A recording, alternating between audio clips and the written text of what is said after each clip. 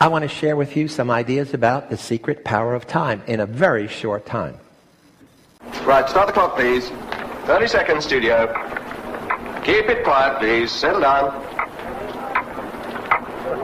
It's about time. End sequence. Take one. 15 seconds, studio. 10, 9, 8, 7, 6, 5, 4, 3. Let's tune into the conversation of the principles in Adam's temptation. Come on, Adam, don't be so wishy-washy. Take a bite. I did. One bite, Adam. Don't abandon Eve. I don't know, guys. I don't want to get in trouble. Okay, one bite. What the hell?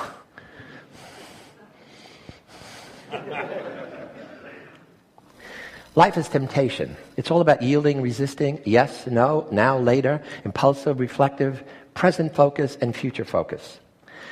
Promised virtues fall prey to the passions of the moment. Of teenage girls who pledged sexual abstinence, virginity until marriage, thank you, George Bush, the majority, 60%, yielded to sexual temptations within 1 year. And most of them did so without using birth control. So much for promises. Now let's tempt 4-year-olds, giving them a treat. They can have 1 marshmallow now, but if they wait until the experimenter comes back, they can have 2. Of course, it pays, if you like marshmallows, to wait. What happens is 2/3 of the kids give in to temptation. They cannot wait. The others, of course, wait. They resist temptation. They delay the now for later. Walter Mischel, my colleague at Stanford, went back 14 years later to try to discover what was different about those kids. There were enormous differences between kids who resisted and kids who yielded in many ways. The kids who resisted scored 250 points higher on the SAT. That's enormous. That's like a whole set of different IQ points. They didn't get in as much trouble. They were better students. They were self-confident, determined. And the key for me today, the key for you is that they were future-focused rather than present-focused.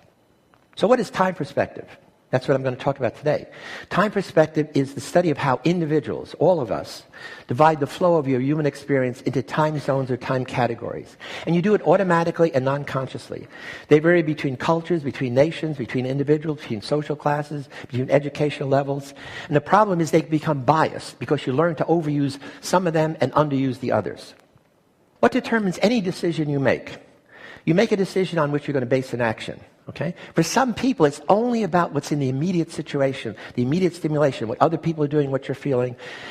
And those people, when they make their decisions on that format, we're going to call them present-oriented because their focus is what is now. For others, the present is irrelevant.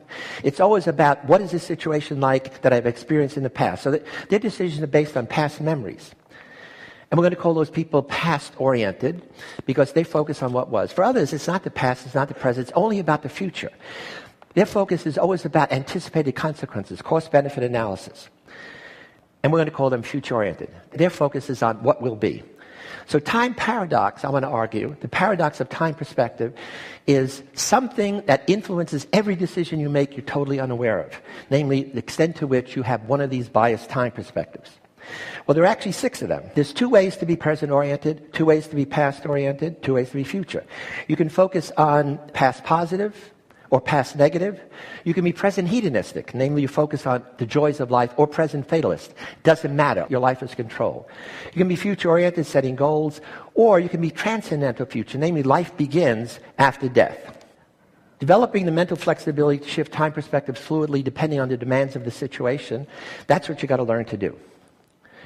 So very quickly, what's the optimal time profile? High on past positive, moderately high on future, and moderate on present hedonism. And always low on past negative and present fatalism. So the optimal temporal mix is what you get from the past. Past positive is your roots. You connect to family, identity, and yourself. What you get from the future is wings to soar to new destinations, new challenges. What you get from the present hedonism is the energy. The energy to explore yourself, places, people, sensuality. Any time perspective in excess has more negatives than positives. So what if futures sacrifice for success? They sacrifice family time, they sacrifice friend time, they sacrifice fun time, they sacrifice personal indulgence, they sacrifice hobbies, and they sacrifice sleep. So it affects their health. And they live for work, achievement, and control. I'm sure that resonates with some of the testers.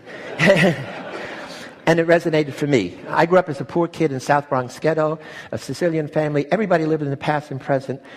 I'm here as a future-oriented person who went over the top, who did all these sacrifices because teachers intervened and made me future-oriented. Told me, don't eat that marshmallow because if you wait, you're going to get 2 of them.